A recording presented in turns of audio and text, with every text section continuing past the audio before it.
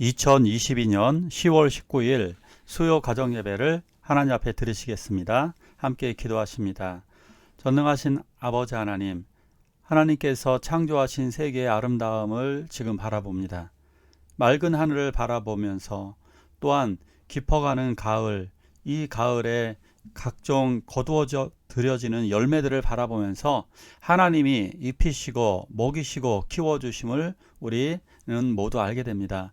오늘도 하나님께서 이 예배를 통하여 우리들에게 말씀하여 주시고 하나님의 은혜를 깨닫고 하나님께서 우리를 언제나 인도하시고 돌보신다는 사실을 알게 하여 주시옵소서. 예배하는 주의 자녀들에게 오늘도 은혜를 내리워 주시옵소서. 예수님의 이름으로 기도하옵나이다. 아멘. 사도신경으로 신앙 고백하십니다. 전능하사 천지를 만드신 하나님 아버지를 내가 믿사오며 그 외아들 우리 주 예수 그리스도를 믿사오니 이는 성령으로 잉태하사 동정녀 마리아에게 나시고 본디오 빌라도에게 고난받으사 십자가에 못 박혀 죽으시고 장사한 지 사흘 만에 죽은 자 가운데서 다시 살아나시며 하늘에 오르사 전능하신 하나님 우편에 앉아 계시다가 저리로서 산 자와 죽은 자를 심판하러 오시리라. 성령을 믿사오며 거룩한 공예와 성도가 서로 교통하는 것과 죄를 사하여 주시는 것과 몸이 다시 사는 것과 영원히 사는 것을 믿사옵나이다. 아멘.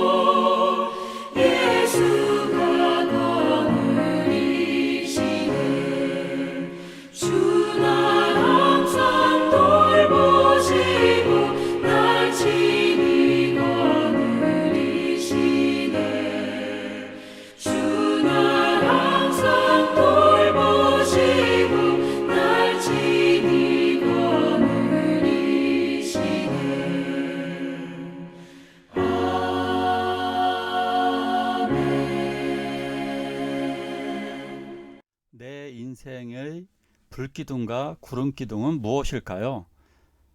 과연 우리들 인생에 불기둥과 구름기둥은 존재할까요? 말씀을 통해 같이 보도록 합니다. 같이 봅니다. 바로가 백성을 보낸 후에 블레셋 사람의 땅의 길은 가까울지라도 하나님이 그들을 그 길로 인도하지 아니하셨으니 이는 하나님이 말씀하시기를 이 백성이 전쟁을 하게 되면 마음을 돌이켜 애굽으로 돌아갈까 하셨음이라. 출애굽의 그날, 애굽을 나온 그날, 승리의 그날, 이스라엘 백성들은 드디어 라암셋을 출발하였습니다. 목적지는 가나안 땅이었습니다. 자, 그런데 희한한 일이 하나 있습니다. 자, 이곳입니다. 사진상으로 보면 이제 지도상으로 볼까요? 라암셋을 출발하여서 가나안 땅이 가는 것이 목표입니다. 자, 그런데 이스라엘 백성들은 아래쪽으로 내려가서 시내산에서 예배를 하고 오른쪽으로 올라가서 이곳에서 헤스본이라고 하는 지역에서 이제 여리고로 건너가게 됩니다. 이렇게 해서 가나안 땅에 들어가게 되는 거죠. 굉장히 이렇게 돌아올 경우에는 아주 먼 거리입니다. 여기 화살표상으로도 보이지만 이쪽으로 가는 길이 있습니다. 실제로 거리도 가까울 뿐만 아니라 해안길이 정말로 존재하고 있습니다. 그렇다면 어느 정도 거리의 차이가 벌어지게 될까요? 걸어가게 되면 직선으로 걸어가면 4일 정도, 오래 걸리면 7일 정도면 걸어갑니다. 자, 그런데 이렇게 아래쪽으로 걸어가게 되면 빨리 걸어가봤자 30일, 좀 늦어지면 40일에서 60일 정도 걸리는 아주 머나먼 길을 돌아가야만 하는 것입니다. 왜 그럴까요? 왜 하나님께서는 굳이 먼 길을 돌아가라고 말씀하실까요? 말씀 속에 이미 답이 있습니다. 블레셋 사람의 땅은 가까울지라도 그 길로 인도하지 아니하셨다. 이유가 뭐냐? 전쟁을 하게 되면 마음을 돌이켜서 이 전쟁을 보고 그냥 기겁한다는 얘기가 되는 것입니다. 자, 한번 말씀을 통해 다시 한번 자세하게 볼게요. 자, 블레셋 민족들, 여기 살고 있는 해안가의 이 산악지대와 해안 지역에 살고 있었던 사람들을 블레셋, 지금 현재 영어상으로다가 팔레스타인, 우리 이렇게 부르죠. 그러니까 영어로다가 팔레스틴, 오리지널 발음으로 그냥 팔레스타인 이렇게 부르고 있습니다. 자, 그런데 이 블레셋 땅으로 가게 되면 이 사람들은 지금 철기 문명을 일으켜 있는 상태고, 이들은 전쟁을 잘하는 아주 호전적인 민족입니다. 그러니까 우리나라로 치면 고구려 같은 민족입니다. 고구려 같은 막강한 민족들이기 때문에 이들과 전쟁을 벌이게 되면 결국 마음을 되돌이켜서 차라리 애굽으로 돌아가자, 이렇게 이야기한다는 것입니다. 자, 이것이 우리들이 생각해 볼 유혹입니다. 왜 이것이 중요하냐면 우리들은 이런 생각을 하죠. 우리들 인생의 지름길, 쉽게 가고 싶은 생각이 듭니다. 근데 하나님은 머나먼 길을 돌아가라고 하십니다. 우리 주변에 많은 분들이 인생의 지름길을 원합니다. 그 지름길의 상당수가 뭘까요? 돈을 쉽게 버는 방법입니다. 어떻게 하면 편안하게 쉽게 즐기면서 살아갈까? 그렇게 그것을 고민하다 보니까 성실하게 일을 하기보다는 소위 한 방을 노리는 겁니다. 비트코인 같은 거, 로또 복권 같은 거 해서 한 방을 노리는 겁니다. 젊은이들의 용어 혹시 아시나요? 떡상. 이걸 놀랍게도 초등학생들도 다 알고 있습니다. 초등학생들에게 제가 몇 명 아이들에게 물어보았습니다. 너 꿈이 뭐야? 너는 무엇을 하고 싶어? 그랬더니 저는 화려한 백수가 되고 싶답니다. 이게 초등학생들 입에서 나온 거예요. 돈 많은 백수가 되어서 게임하면서 평생 즐기면서 살고 싶답니다. 이게 초등학생 입에서 나온 말이에요. 떡상하는 것을 지켜보면서 이렇게 놀면서 살고 싶다는 것입니다. 세상에 이런 것은 없습니다. 이렇게 가는 것이 아니라 인생은 비록 먼 길이라 할지라도 안전하고 성실한 길로 돌아가야만 합니다. 그렇게 해야 여기에서 깊은 하나님의 뜻을 발견할 수도 있고, 이게 사실은 인생의 진짜 성공이 되는 것입니다. 또 읽습니다. 모세가 요셉의 유고를 가졌으니 이는 요셉이 이스라엘 자손으로 단단히 맹세하여 이르기를 하나님이 반드시 너희를 찾아오시리니 너희는 내 유고를 여기서 가지고 나가라 하였음이더라. 모세는 나갈 때에 요셉의 유고를 가지고 갑니다. 당시에 요셉은 애굽 귀족들의 장례법을 따라서 방부 처리한 시신을 방부 처리해서 미이라 형태로 보존되어졌던 것 같습니다. 근데 요셉은 유언과 동시에 예언을 합니다. 유언은 무슨 유언을 한 것이냐면 자기의 유고를 반드시 가나안 땅으로 가져가서 장례를 치러달라는, 거기에 묻어달라는 것이었습니다. 그런데 놀라운 예언이 하나 있습니다. 하나님이 반드시 너희를 찾아오시리니, 이렇게 이야기를 하였습니다. 하나님이 너희를 반드시 찾아오실 것이다. 이 약속의 말씀이 400여 년 후에 완벽하게 성취가 되어졌던 것입니다. 저는 이 말씀을 읽으면서 전기에 감전되듯 짜릿함을 느꼈습니다. 요셉은 분명하게 이렇게 예언을 하였고, 하나님은 그 말씀대로, 하나님이 보여주신 그 뜻대로 결국 찾아오셨습니다. 하나님이 반드시 찾아오셔서 이스라엘 백성들을 구원하여 주셨고, 또한 요셉의 요셉의 유고를 가나안 땅으로 가지고 가게 됩니다. 하나님은 우리들에게 반드시 다시 찾아오실 것입니다. 예수 그리스도는 우리들을 찾아서 이 세상에 재림하시게 될 것입니다. 그날을 소망하시고 기다리는 것, 그것이 믿음이고 그것이 우리들의 참 소망입니다. 같이 봅니다. 여호와께서 그들 앞에서 가시며 낮에는 구름 기둥으로 그들의 길을 인도하시고 밤에는 불 기둥을 그들에게 비추사 낮이나 밤이나 진행하게 하시니. 이스라엘 백성들이 라암셋에서 출발을 하여서 에담이라고 하는 곳에서 텐트, 장막을 치게 됩니다. 근데 놀라운 일이 벌어지게 됩니다. 길을 걸어가는데 그들 머리 위에 구름 기둥이 생긴 것입니다. 구름이 생김으로 말미암아 그들은 뜨거운 햇빛의 열기로부터 보호하십니다. 중동 지방, 이 이스라엘 지방에는요, 한국의 여름 더위, 삼복 더위보다 더 뜨거운 열기가 있습니다. 올 여름보다 훨씬 더 뜨겁습니다. 그 뜨거운 열기를 걸어가기가 정말 힘이 듭니다. 그런데 이 상황을 이겨낼 수 있는 방법은 정말 거의 없다라고 봐야 되겠죠. 하나님께서는 이 열기로부터 그들을 보호하시기 위해서 구름 기둥으로 그들을 베풀어 주셨습니다. 그리고 밤중에는 굉장히 춥습니다. 반대로 엄청 춥습니다. 엄청 추운 그 밤을 지새우기 위해서 불기둥으로 그들을 비춰 주셨습니다. 하나님이 보호하신 거죠. 영적으로는 불기둥이 성령을 의미하기도 합니다.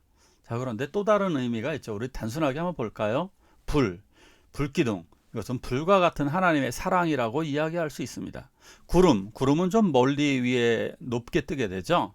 그것은 은혜라고 이야기할 수가 있습니다. 결국 구름 기둥은 하나님의 은혜, 불기둥은 하나님의 사랑으로 볼 수가 있습니다. 하나님은 은혜와 사랑으로 우리들을 보호하십니다. 저는 이 말씀을 보면서 과거를 생각해 보았습니다.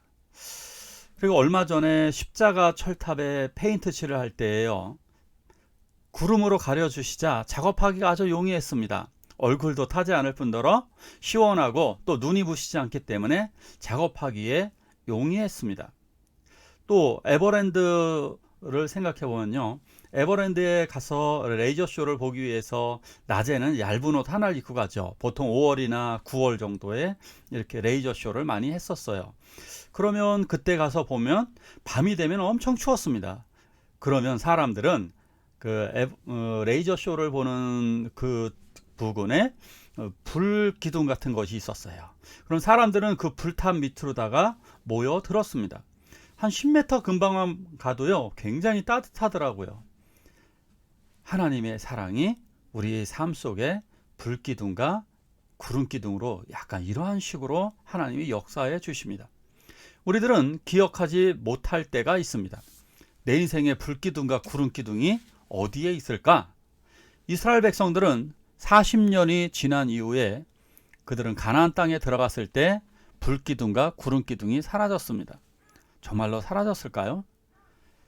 내 인생의 불기둥과 구름기둥, 아까도 말씀드렸듯이 하나님의 사랑과 은혜 어디에 있을까요? 정말 많았습니다.